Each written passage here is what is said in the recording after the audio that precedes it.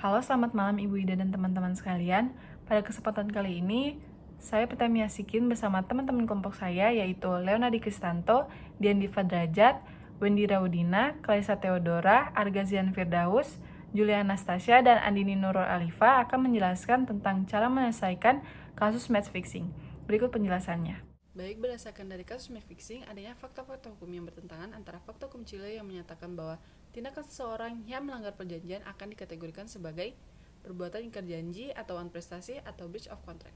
Sedangkan berdasarkan fakta hukum Brazil menyatakan bahwa pelanggaran isi perjanjian yang dilandasi oleh perbuatan yang melanggar hukum pidana dapat menyebabkan perbuatan itu secara keperdataan dikategorikan sebagai perbuatan melawan hukum. Dalam kasus seperti ini, ketika terjadinya fakta-fakta hukum yang bertentangan sehingga mengakibatkan terjadinya konflik kualifikasi yang hanya dapat diselesaikan dengan cara kualifikasi bertahap.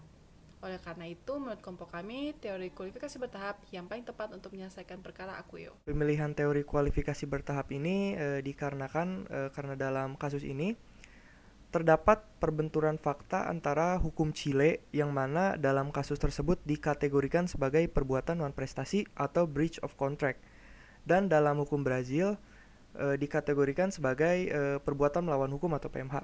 Sebagaimana telah dijabarkan sebelumnya, dalam kualifikasi bertahap terdapat dua cara. Yang pertama adalah kualifikasi tahap pertama.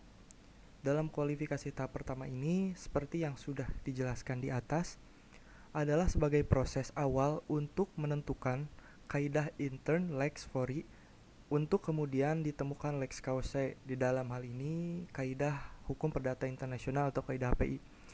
Tahapan dalam kualifikasi tahap pertama adalah sebagai berikut.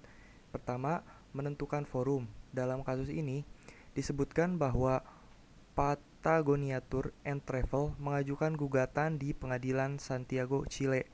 Dari fakta ini, kita mengetahui dan dapat menyimpulkan bahwa forumnya adalah negara Chile. Kemudian, hakim akan menentukan kualifikasi kaidah intern dari lex fori untuk mengkategorikan bahwa fakta yang terdapat dari kasus ini merupakan tindakan wan prestasi atau breach of contract yang dilakukan Max Hacienda terhadap Patagonia Tour and Travel. Dalam kaidah intern, hukum Chile disebutkan bahwa tindakan seseorang yang melanggar perjanjian akan dikategorikan sebagai perbuatan ingkar janji atau wan prestasi atau breach of contract. Setelah hakim mengklasifikasikan hukum berdasarkan kaidah intern dari lex fori, selanjutnya hakim harus menentukan titik tauc sendiri untuk menemukan lex causae. Nah, biasanya lex causae ini terdapat di dalam kaidah HPI daripada lex fori itu sendiri. Nah, jadi fakta hukumnya adalah kasus yang dilakukan oleh Mas Hacienda ini menurut hukum Chile adalah merupakan kasus wan prestasi.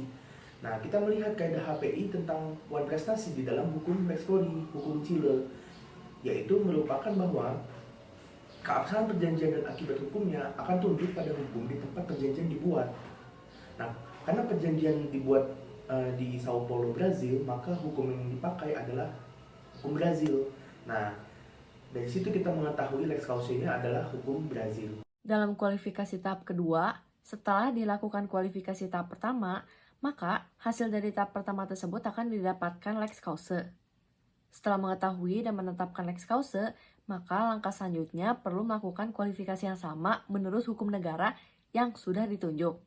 Setelah Hakim Chili menetapkan hukum Brazil sebagai lex causae, maka Hakim Chili akan melakukan kualifikasi kembali dengan menggunakan sistem kualifikasi di dalam hukum Brazil. Berdasarkan hukum Brazil, perkara di atas dapat dikategorikan ke dalam dua masalah.